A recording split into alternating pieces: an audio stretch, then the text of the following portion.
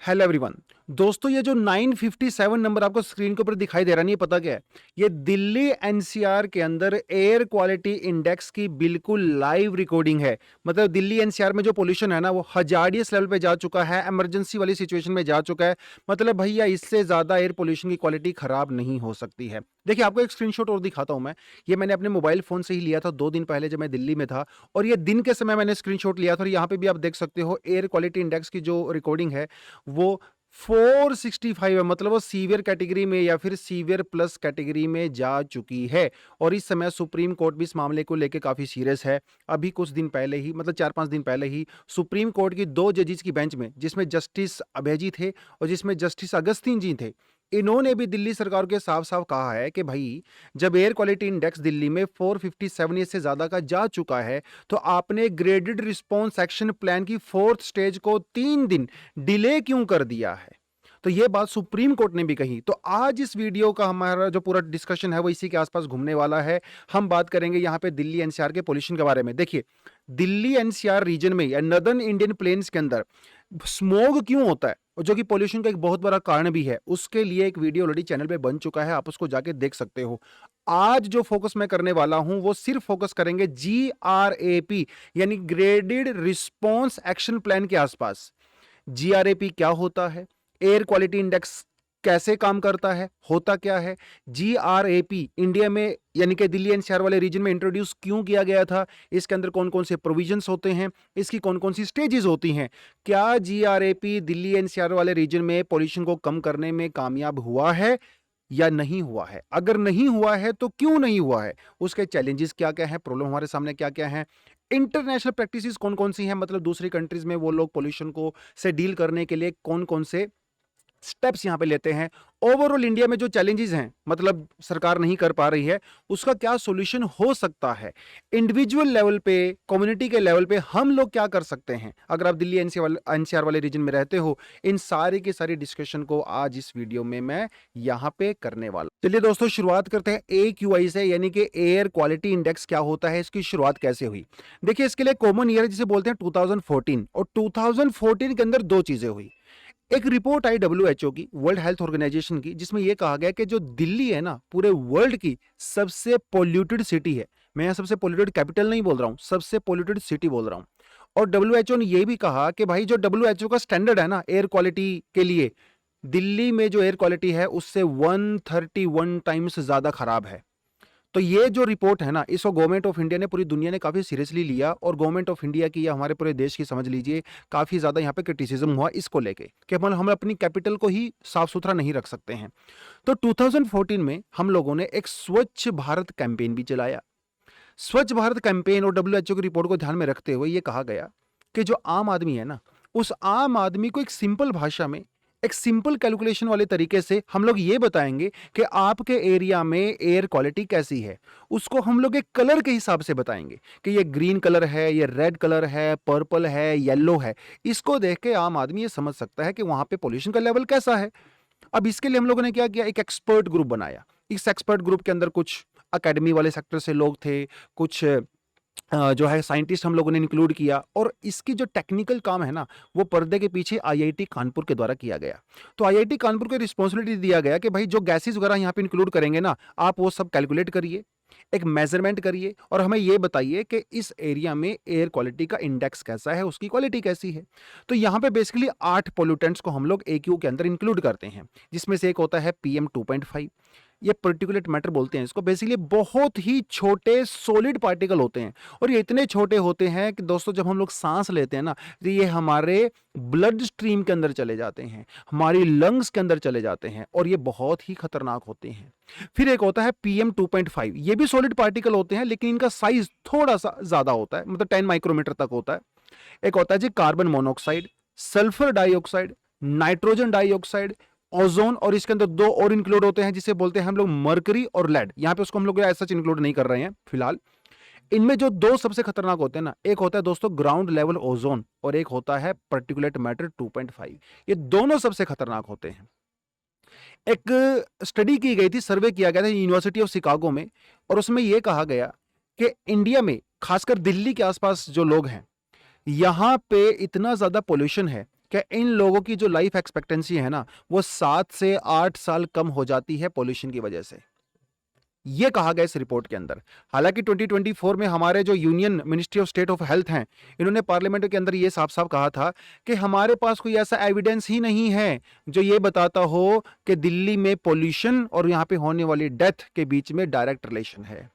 हालांकि हर साल जैसे ही विंटर शुरू होती है तो हजारों की संख्या में लोग जिनको सांस की प्रॉब्लम होती है वो हॉस्पिटल्स में एडमिट होते हैं और डेथ भी होती है।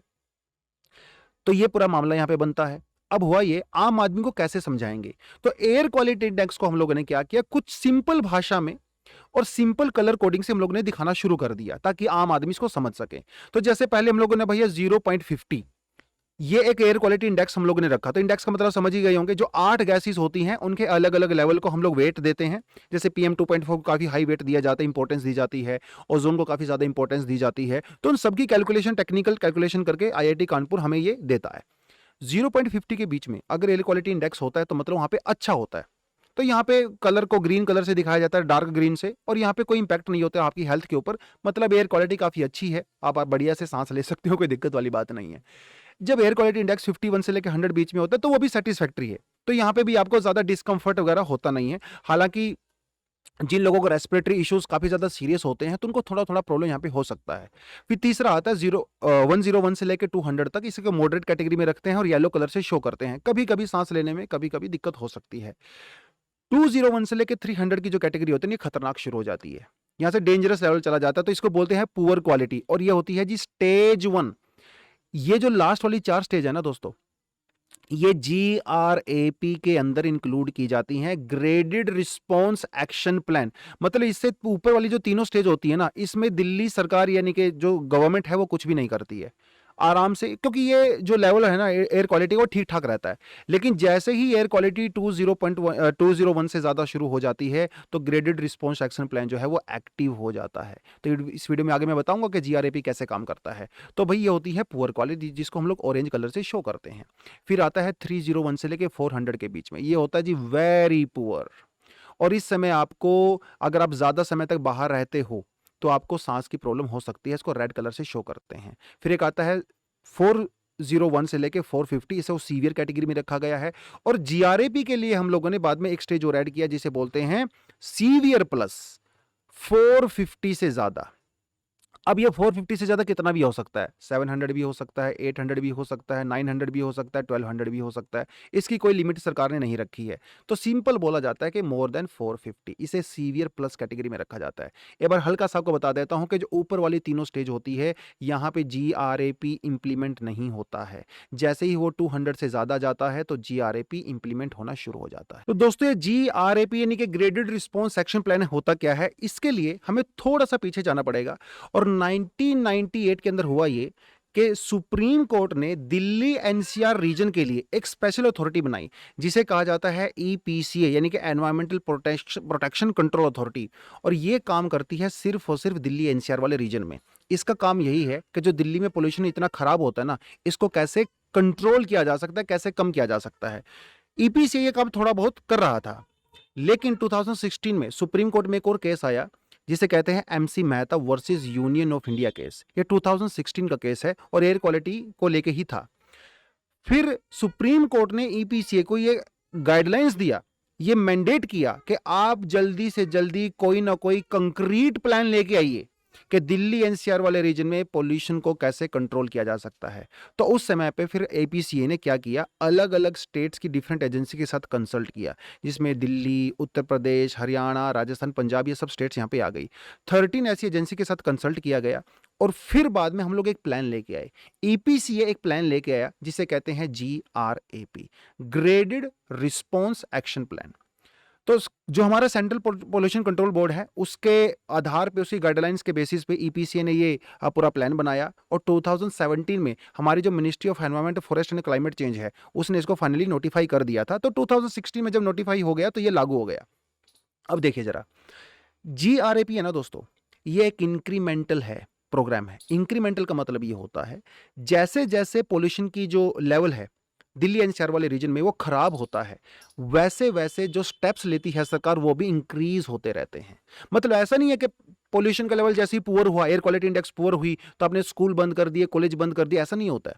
अगर वो पुअर कैटेगरी में है एयर क्वालिटी इंडेक्स तो कुछ और स्टेप्स लिए जाएंगे, अगर वो वेरी पुअर में है तो थोड़ा उसको बढ़ाया जाएगा, अगर वो सीवियर कैटेगरी में है उसको और अच्छे से स्टेप्स लिए जाएंगे, अगर वो सीवियर प्लस में है तो थोड़े और स्टेप्स लिए जाएंगे। तो बेसिकली जैसे जैसे पोल्यूशन का लेवल और खराब होता रहता है वैसे वैसे ही उसको लेकर स्टेप लिए रहते हैं। इसे बोलते हैं GRAP, graded response action plan. तो 2022 तक तो ये ठीक ठाक से चल रहा था। 2022 में सरकार ने क्या किया, GRAP के एडमिनिस्ट्रेशन को थोड़ा सा मॉडिफाई किया। पहले क्या होता था, 2022 से पहले जो दो पोल्यूटेंट सबसे ज्यादा इंपॉर्टेंट होते थे वो होते थे पर्टिकुलेट मैटर्स, यानी कि PM 2.5 और PM 10, इसको इंक्लूड किया जाता था। 2022 के लिए बाद सरकार ने क्या किया, उन्होंने कहा कि देखिए PM तो हम लोग इंक्लूड कर ही रहे हैं, जो पर्टिकुलेट मैटर है वो तो इंक्लूड कर ही रहे हैं, उसके अलावा जो बाकी पोल्यूटेंट हैं जिसमें ओजोन भी आ गया आपका, इनको भी इंक्लूड कर दीजिए। तो एक तो चेंज यह किया गया 2022 में। एक चेंज और किया गया, पहले GRAP ज्यादातर रिएक्टिव हुआ करता था, रिएक्शन बेस्ड होता था। अब सरकार ने इसको क्या किया, प्रोएक्टिव बना दिया। रिएक्टिव और प्रोएक्टिव का मतलब क्या होता है थोड़ा सा को बता देता हूं। देखिए, रिएक्टिव का मतलब होता है जब कोई प्रॉब्लम आ जाती है तो उसके ऊपर रिएक्ट करना प्रॉब्लम आने के बाद। प्रोएक्टिव का मतलब यह होता है कि प्रॉब्लम आने से पहले ही हम लोग स्टेप्स ले लेते हैं कि इससे कैसे डील करेंगे, उसे कहते हैं प्रोएक्टिव। मतलब यह है कि 2022 के बाद हम लोग वेट नहीं करते हैं कि कैटेगरी पुअर से वेरी पुअर होगी तब जाके स्टेप्स लेंगे, नहीं, वेरी पुअर होने से पहले ही स्टेप ले लिए जाते हैं, इसको कहते हैं प्रोएक्टिव। अब सवाल ये उठता है कि GRAP जो कि एक इंक्रीमेंटल प्रोग्राम है उसको इंप्लीमेंट कौन करता है। देखिए, 2022-20 तक, 2020 तक जो हमारा एनवायरमेंटल पोल्यूशन जो कंट्रोल अथॉरिटी थी जिसे EPCA कहते हैं, वो इसको इंप्लीमेंट कर रहा था, जो कि 1998 में सुप्रीम कोर्ट के द्वारा बनाई गई थी। सरकार ने बाद में क्या किया, 2022 में इसको डिसोल्व कर दिया और एक नई हम लोगों ने ऑर्गेनाइजेशन बना दी, इंस्टीट्यूट बना दिया, जिसे बोलते हैं commission for air quality management, CAQM। ये एक स्टैट्यूटरी बॉडी है दोस्तों, पार्लियामेंट के अंदर स्पेशली हम लोग एक्ट लेके आए थे तब इसको बनाया गया। और इसके लिए हम लोग क्या करते हैं, जो IMD है हमारा, इंडियन मेट्रोलॉजिकल डिपार्टमेंट है, जो वो फोरकास्ट करता है, और जो हमारा IITM है, Indian institute of tropical and metrological studies, जो कि पुणे में पड़ता है, इन दोनों की हेल्प हम लोग लेते हैं। ये लोग क्या करते हैं, मॉडल बनाते हैं, कंप्यूटराइज्ड एक मॉडल बनाते हैं जिसमें ये डे टू डे बेसिस पे ये बताते हैं कि आज एयर क्वालिटी इंडेक्स कैसा है, पिछले 3 दिन में कैसा था, अगले 3 दिन में कैसा रहेगा, अगले हफ्ते भर में कैसा रहेगा। तो उसके बेसिस पे फिर हम लोग स्टेप्स लेते हैं, यानी कि ये प्रोएक्टिव है। जरूरी नहीं है कि आज NCR वाले रीजन में कैटेगरी सीवियर है, जरूरी नहीं है, लेकिन सीवियर के लिए पहले से स्टेप्स लिए जा सकते हैं। हाँ, मान लो आपने एक बार सीवियर के लिए स्टेप्स ले लिए, इसका मतलब पिछली वाली जो कैटेगरी है ना उसके लिए स्टेप बंद नहीं होंगे। आज इस बात को शायद समझ रहे होंगे। देखिए, poor, very poor, severe and severe plus. अगर क्वालिटी वेरी पुअर है तो पुअर वाले स्टेप्स तो पहले से ही चल रहे थे तो वो आगे भी कंटिन्यू होंगे। अगर कैटेगरी सीवियर है तो वेरी पुअर वाले तो पहले से ही चल रहे थे तो वो तो कंटिन्यू होंगे ही। तो बेसिकली वो इस तरह से काम करता है। तो ये स्टैट्यूटरी मैकेनिज्म जो है सरकार ने बना दिया। तो आज के समय में क्या होता है, जो हमारा CAQM है, commission for air quality management है, वो इसको इंप्लीमेंट करती है। अब यहाँ पे स्टेट गवर्नमेंट्स भी इन्वॉल्व हैं, चाहे वो उत्तर प्रदेश की हो, दिल्ली की हो, हरियाणा की हो, राजस्थान की हो, पंजाब हो, उनके जो स्टेट बोर्ड हैं पोल्यूशन वाले वो भी यहाँ पे इंक्लूड हैं। तो फाइनली जो डिसीजन होता है वो CAQM का ही होता है। अगर कोई कंफ्लिक्ट होता है CAQM के बीच में या स्टेट्स के बीच में, तो जो CAQM है ना हमारा, commission for air quality management जो है हमारा, इसका जो डिसीजन है वो फाइनल होता है। और अलग अलग एजेंसीज, अलग अलग डिपार्टमेंट हम लोगों ने यहाँ पे इंक्लूड किए हैं। बहुत सारे डिपार्टमेंट है यहाँ पे अभी तो, ठीक है, कुछ छोटे डिपार्टमेंट, कुछ बड़े डिपार्टमेंट है। तो एक छोटी सी जर्नी में मैं लेकर चलता हूँ GRAP की शुरुआत कैसे हुई। 2014 में इसकी शुरुआत हुई जब WHO ने रिपोर्ट दिया और स्वच्छ भारत कैंपेन हम लोगों ने चलाया। 2016 में सुप्रीम कोर्ट के अंदर केस गया, सुप्रीम कोर्ट ने EPCA को बोला कि आप कुछ प्लान लेके आइए। 2016 में फिर EPCA ने कंसल्ट किया और हमारा जो सेंट्रल पोल्यूशन कंट्रोल बोर्ड है वो जो प्रॉपर्ली अपने लिए स्टेप्स लेके आ गए। तो ये जो शुरुआत हो गई थी वहां से। 2017 में जो हमारा ministry of environment, forest and climate change है, इसने उसको नोटिफाई कर दिया था। तो ये थोड़ी GRAP की शुरुआत होती है। अब सवाल ये उठता है कि जब हम लोग बात करते हैं पुअर, वेरी पुअर, सीवियर और सीवियर प्लस, इसके अंदर होता क्या है, कौन कौन से स्टेप्स हम लोग लेते हैं, ये सवाल खड़ा होता है। देखिए, जब कैटेगरी पुअर होती है तो उसे बोलते हैं स्टेज 1। उसमें क्या होता है, जो कंस्ट्रक्शन एक्टिविटी होती हैं, दिल्ली एनसीआर वाले रीजन में जो कंस्ट्रक्शन डिमोलिशन एक्टिविटी होती है उनको बैन कर दिया जाता है, कुछ खास कैटेगरी में उनको बैन कर दिया जाता है। जो सॉलिड वेस्ट होता है, जनरेट होता है, हम लोग घरों से इंडस्ट्री से जनरेट करते हैं, उसको प्रॉपर तरीके से मैनेज किया जाता है। जो म्युनिसिपल सॉलिड वेस्ट होता है उसको ओपनली या बर्निंग नहीं कर सकते, इसको बंद कर दिया जाता है। ठीक है, मैकेनिकली क्लीनिंग जो सड़कों की होती है, मशीनों से साफ किया जाता है, वो ओकेजनली होती है, रोज नहीं होती है, ओकेजनली होती है। दिल्ली वगैरह में जैसे एनसीआर रीजन में जो दिवाली वगैरह होती है तो फायर क्रैकर्स को बैन कर दिया जाता है, ये स्टेज 1 के अंदर इंक्लूड होता है। जो थर्मल पावर प्लांट्स होते हैं उनको प्रॉपरली रूल के अकॉर्डिंग चलना पड़ता है। देखिए थोड़ी सी ना ये अजीब सी बात है भाई, जो हमारे थर्मल पावर प्लांट हैं वो तो साल भर रूल से चलने चाहिए। अब ऐसा तो नहीं है कि कैटेगरी पुअर हो चुकी है तभी आप पूरे रूल को फॉलो करिए, एमिशन नॉर्म्स को फॉलो करिए, पहले भी होने चाहिए ना। खैर वो अलग बात है। और उसके अंदर क्या होता है, strictly enforce the extent ban on coal firewood as fuel in tandoor in hotels. तो होटल्स वगैरह में, रेस्टोरेंट वगैरह में जो तंदूर जलाया जाता है, जिसके अंदर कोयला डाला जाता है, रोटी बनाई जाती है, नान बनाया जाता है, उसको बंद कर दिया जाता है। जो लकड़ी के भट्टे होते हैं, ब्रिक किन्स होते हैं, वहां पे आप स्पेसिफिक तरह का फ्यूल यूज कर सकते हो। जो दिल्ली में ट्रक आ रहे होते हैं, बाहर से दिल्ली की तरफ आते हैं, उनको आप डाइवर्ट कर सकते हो। तो ये स्टेज 1 के अंदर स्टेप हम लोग लेते हैं। अब स्टेज 1 तो पुअर स्टेज थी, लेकिन यहां तक बात नहीं बनती है ऑब्वियसली, तो फिर आप वेरी पुअर में चले जाते हो। जब आपका एयर क्वालिटी इंडेक्स जो है वो बहुत ज़्यादा खराब हो जाता है, तब क्या हम लोग करते हैं, तब हम लोग क्या करते हैं, वाटर स्प्रिंकलिंग करते हैं, सड़कें के ऊपर पानी को स्प्रिंकल करते हैं, वैक्यूम स्वीपिंग करते हैं। ठीक है, डेली बेसिस पे। पहले हम लोग डेली बेसिस पे नहीं करते थे, हफ्ते में 1-2 दिन करते थे, अब डेली करेंगे। चलिए हो गया, बहुत बढ़िया बात है। दूसरा हम लोग क्या करते हैं, डस्ट मैनेजमेंट प्रॉपर तरीके से करते हैं। और सरकार क्या कहती है, सरकार ये कहती है कि भाई जो बिजली की सप्लाई है ना वो कंटिन्यूस रहनी चाहिए, बिजली के कट नहीं लगने चाहिए। देखिए जब बिजली के कट लगते हैं ना तो लोग क्या करते हैं, लकड़ी का यूज करते हैं फायर के लिए, एनर्जी के लिए, उपलों का यूज करते हैं, कोयले का यूज करते हैं। तो अगर प्रॉपर बिजली की सप्लाई रहेगी तो लोग इन चीजों का यूज नहीं करेंगे, सीधी सी बात है। इंजन जो डीजल वाले जो जनरेटर्स होते हैं उनको नहीं चलाएंगे। ये स्टेज 2 के अंदर वेरी पुअर में कैटेगरी में जो स्टेप्स लिए जाते हैं। और सरकार क्या कहती है, सरकार कहती है कि भाई जो सीएनजी है, इलेक्ट्रिक जो बसेस होती हैं, मेट्रो जो सर्विसेज होती हैं, इनकी इंटेंसिटी को बढ़ाइए। जो पार्किंग फीस होती है, पार्किंग फीस को बढ़ाइए। अब पार्किंग फीस होने से क्या होगा भाई, जब पार्किंग महंगी हो जाएगी तो लोग अपने पर्सनल व्हीकल में नहीं चलेंगे, सीधी सी बात है ना। लोग बसों का यूज करेंगे, मेट्रो का यूज करेंगे। ये स्टेज 2 की कैटेगरी होती है। स्टेज 3 में हम लोग क्या करते हैं, जो कि सीवियर कैटेगरी होती है, इसके अंदर सड़कों को रेगुलरली और फ्रीक्वेंटली साफ किया जाता है, कभी कभी दिन में 2-2 बार भी साफ किया जाता है। ठीक है, उसके अलावा डेली वाटरिंग की जाती है, पानी डेली दिया जाता है, स्प्रिंकलिंग डेली होती है।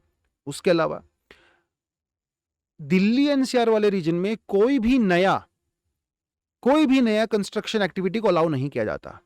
हालांकि जो प्रोजेक्ट पहले से चल रहे हैं उनको बंद नहीं करते हैं, ठीक है, लेकिन नए को किसी को अलाउ नहीं करेंगे। जो पहले से कोई एयरपोर्ट है, हॉस्पिटल्स है, वो बन रहे हैं, उसको बंद नहीं करेंगे। और क्या करते हैं हम लोग यहाँ पे, दिल्ली एनसीआर रीजन के अंदर जो व्हीकल्स होते हैं, कुछ खास कैटेगरी के व्हीकल्स, उनको बंद कर दिया जाता है।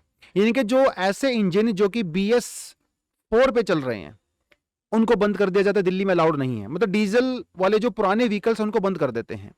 जो स्टोन क्रशर्स होते हैं, जो पत्थर को पीस के सैंड बनाते हैं, उनको बंद कर दिया जाता है।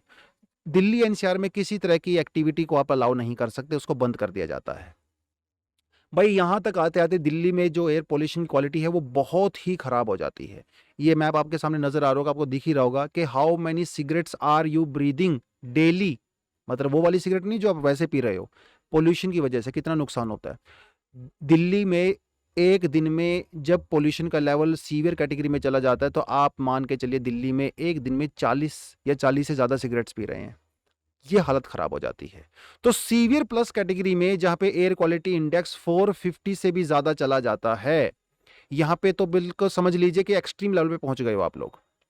दिल्ली में ट्रक्स वगैरह अलाउड नहीं होते हैं। दिल्ली में ट्रक तभी अलाउड होंगे जब वो बहुत ही ज्यादा कोई एसेंशियल एक्टिविटी के लिए आ रहे होंगे, अदरवाइज ट्रक्स हम लोग यहां पे अलाउ नहीं करते हैं।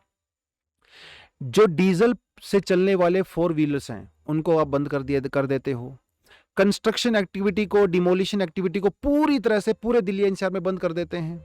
इवन जो दिल्ली सरकार है, जो आसपास के स्टेट्स होते हैं, खासकर दिल्ली सरकार, वो स्कूल्स वगैरह को भी बंद कर सकती है। नॉन एमरजेंसी कमर्शियल एक्टिविटी को बंद कर दीजिए। जो ऑड इवन की स्कीम होती है वो आप लागू करते हो सीवियर प्लस कैटेगरी में। उसके अलावा सेंट्रल गवर्नमेंट के वो एम्प्लॉइज जो घर से काम कर सकते हैं, जो वर्क फ्रॉम होम कर सकते हैं, आप उनको अलाउ करिए। भाई ऑफिस क्यों बुलाना, लोग ऑफिस आएंगे तो प्राइवेट गाड़ियों में आएंगे, इट्स बेटर कि आप उनको वर्क फ्रॉम होम दे दीजिए, अच्छी बात है। जो स्कूल्स घर में फिजिकल क्लासेस होती हैं, आप उनको बंद करके ऑनलाइन क्लासेस चला सकते हो। तो ये स्टेप है जो हम लोग सीवियर प्लस कैटेगरी के अंदर यहां पे लेते हैं। अब सवाल ये उठता है कि भाई क्या इस जीआरएपी का फायदा हमें हुआ है, नुकसान हुआ है? देखिए सोचने की बात है, अगर जीआरएपी का बेनिफिट होता तो हर साल इतनी ज्यादा पुअर एयर क्वालिटी नहीं होती। तो प्रैक्टिकल तरीके से देखा जाए तो इसको कोई खास बेनिफिट अपने को नजर आता नहीं है। लेकिन हाँ, कुछ कुछ चीजें हैं जो आप यहां पे कह सकते हो कि यस, इसका बेनिफिट जो है हम लोगों को यहां पे मिला है। जैसे जो स्टेट्स के बीच में कोऑपरेशन है, अलग अलग एजेंसीज के बीच में, वो पहले से एक्चुअली काफी बेटर हुआ है। ठीक है, पहले तो स्टेट्स गवर्नमेंट्स आपस में बात ही नहीं करती थी इस मामले पे, क्योंकि कोई स्टबल बर्निंग कह रहा है, कोई कुछ कह रहा है। अब कम से कम वो बात करते हैं। बदरपुर थर्मल पावर प्लांट जो था दिल्ली में, उसको बंद कर दिया गया। जो नए इंजन आते हैं, BS6 वाले जो नए इंजन आते हैं, बेटर क्वालिटी के इंजन आते हैं, इसको दिल्ली एनसीआर में पूरी तरह से कंप्लायंट किया गया है। दिल्ली में पुराने इंजन को लगभग पूरी तरह से बंद कर दिया गया है, और कई रिपोर्ट्स ये कहती हैं कि ये बिल्कुल सक्सेसफुल रहा है। दिल्ली में इलेक्ट्रिक बसेस की प्रेजेंस ज्यादा बढ़ी है, ये बड़ी अच्छी बात हुई। अभी रिसेंटली एक सर्वे किया गया जिसमें यह कहा गया कि दिल्ली के आसपास जो रीजन्स हैं, खासकर दिल्ली में, यहां पे 89% जो व्हीकल्स हैं वो एक्चुअली BS4 कैटेगरी से BS6 में ट्रांसफर हो चुके हैं। मतलब वो अच्छे इंजन हैं, बेटर इंजन है, बहुत ही कम पोल्यूटेंट वो रिलीज करते हैं।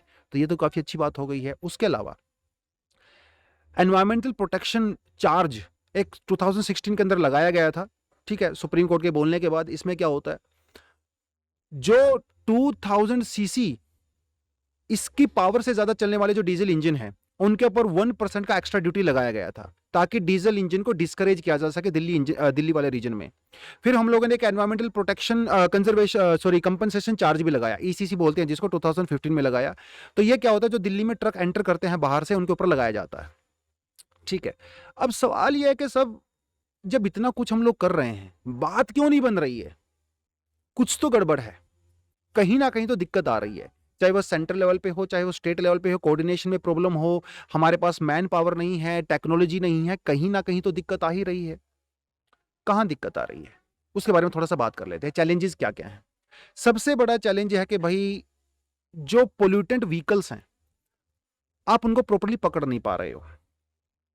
हालांकि जो दिल्ली में व्हीकल रजिस्टर्ड होते हैं वो ज्यादातर नई टेक्नोलॉजी वाले हैं, BS6 इंजन वाले हैं, लेकिन आज भी दिल्ली में पुराने ऐसे बहुत सारे व्हीकल चल रहे हैं जो कि पोल्यूशन करते हैं।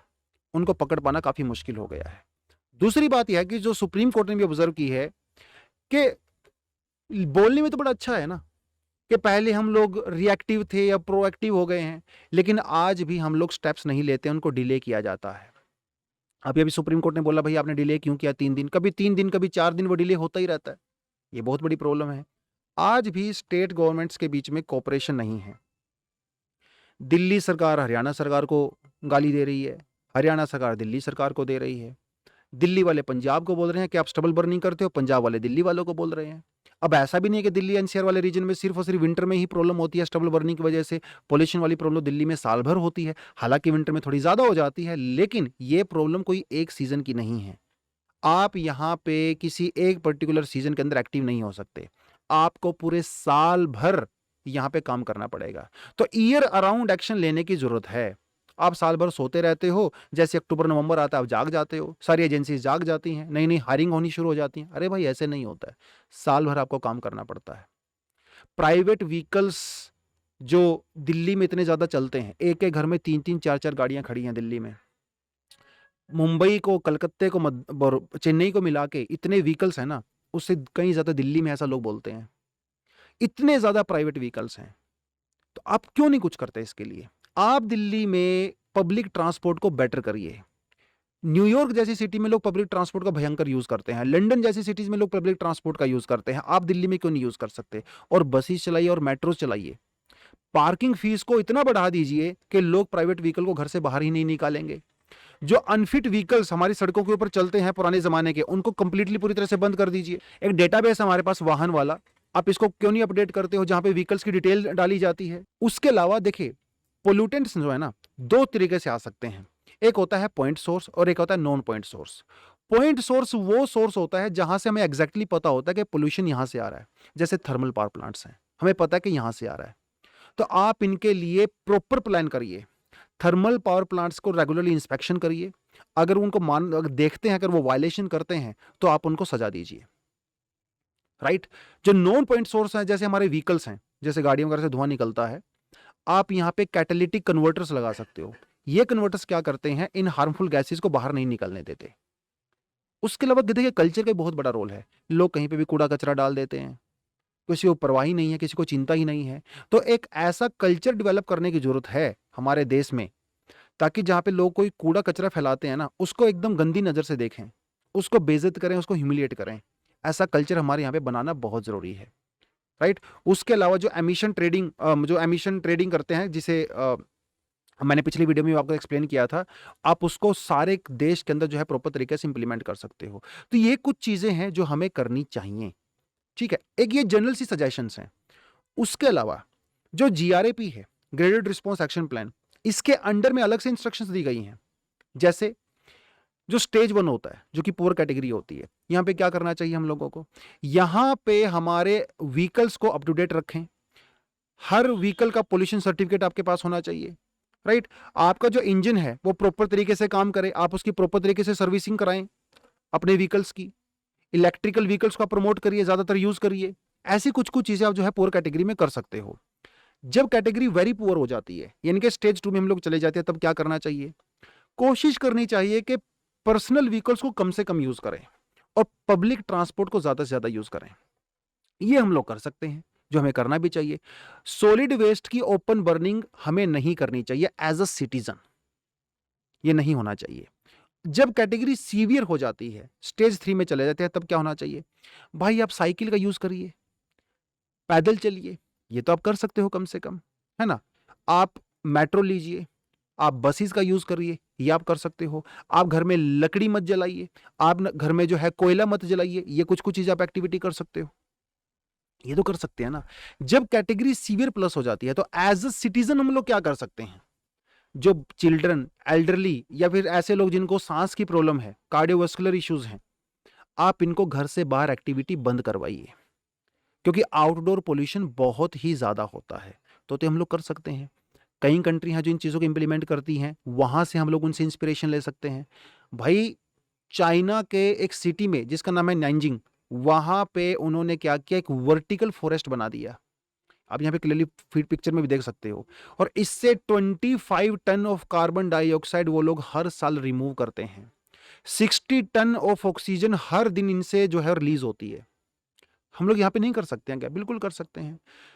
100 मीटर से ज्यादा स्मोक टावर, हाइट वाले स्मोक टावर चाइना में अलग अलग सिटीज में लगाए गए हैं, जो कि बहुत ज्यादा CO2 वहां से रिमूव करते हैं, एयर को प्योरीफाई करते हैं। ये हम लोग कर सकते हैं। पेरिस के अंदर जो है ऐसी कारों को बैन कर दिया गया है जो काफी पुरानी गाड़ी हैं, जो पोल्यूटेंट्स रिलीज करती हैं, और वीकेंड के ऊपर सैटरडे संडे को कुछ खास जगह पे गाड़ियों को बिल्कुल बंद कर दिया गया है। ये वहां पे किया गया। उसके अलावा एम्स्टरडेम में ये आइडिया लिया गया है कि 2030 तक जितने भी डीजल और पेट्रोल से चलने वाली गाड़ियां हैं एम्स्टरडेम में, उनको पूरी तरह से बंद कर दिया जाएगा। सिर्फ इलेक्ट्रिकल व्हीकल्स को अलाउ किया जाएगा। कोपनहेगन के अंदर आज हालत यह हो चुकी है, वहां पे इंसानों से ज्यादा साइकिल्स हैं। लोग साइकिल से चलना पसंद करते हैं रादर देन कार्स। इंडोनेशिया के अंदर ओपन बर्निंग को पूरी तरह से बैन कर दिया गया और ज्यादा से ज्यादा प्लांटेशन की जाती है। ज्यूरिक के अंदर पार्किंग फीस को बढ़ा दिया गया है काफी हद तक, तो लोग प्राइवेट व्हीकल्स का कम करते हैं। साउथ कोरिया के अंदर ये आइडिया माना जाता है, सियोल में, जो उसकी कैपिटल है, वहां पे पोल्यूशन काफी बढ़ गया था, कि वहां पे 25 तक आते आते हम लोग डीजल इंजन को पूरी तरह से बैन कर देंगे। तो ये कुछ कुछ चीजें जो है जीआरएपी के अंदर हम लोग कर सकते हैं। जीआरएपी से बाहर भी कर सकते हैं, एज ए इंडिविजुअल भी हमारी कुछ रिस्पॉन्सिबिलिटी होती है। तो दोस्तों 2014 में इसकी शुरुआत हुई। स्वच्छ भारत कैंपेन जब हम लोगों ने चलाया, 2016 में सुप्रीम कोर्ट ने ईपीसी को कहा, 2016 में ही EPCA central pollution control board के अंडर में प्रोग्राम लेके आया, जिसे हम लोग आज के टाइम पे जीआरएपी बोलते हैं। 2022 में इसको अपडेट किया गया, राइट। तो ये जब चीजें जीआरएपी के थ्रू चलती हैं, बट कुल मिला के बात वही है कि आज भी पोल्यूशन भयंकर तरीके से बढ़ रहा है, काम इस पे कुछ खास हो नहीं रहा है। अगर आप जनरली देखेंगे यहाँ पे स्टेट्स के बीच में जो इश्यूज चलते हैं, सेंट्रल गवर्नमेंट के बीच में स्टेट्स के बीच में जो इश्यूज चलते हैं, कोलैबोरेशन नहीं है।